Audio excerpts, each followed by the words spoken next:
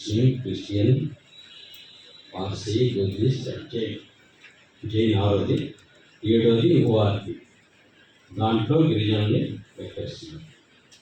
ఇప్పుడు ఇట్లానే లెక్కేసేవారు అంటే 1951 దాకా వీళ్ళని వేరే పేర్లతోటి లెక్కించేవారు.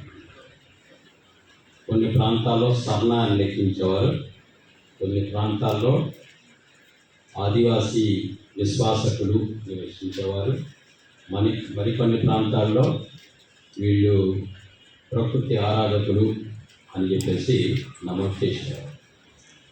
ఈ సిస్టము 1961 దాకా జరిగింది. మీకు తెలుసు, ప్రతి 10 ఏళ్ళకి ఒకసారి ఈ సెన్సస్ జరుగుతుంది.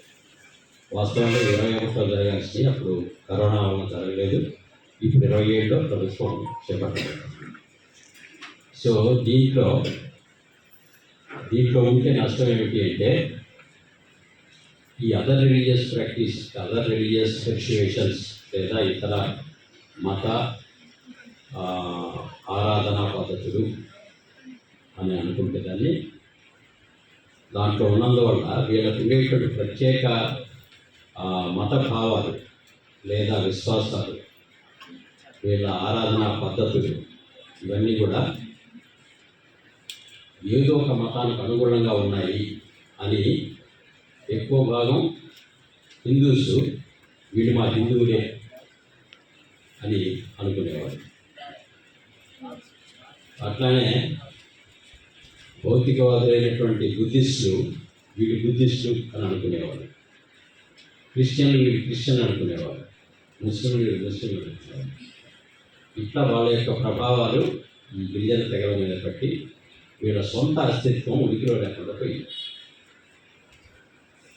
నిర్దిష్టమైనటువంటి మన లెక్క ఇది ఆల్రెడీ జనరల్ సెన్సస్లో కాకుండా ఇతర డిపార్ట్మెంట్ వైజ్గా జరిగినటువంటి సెన్సస్లో ఉంది.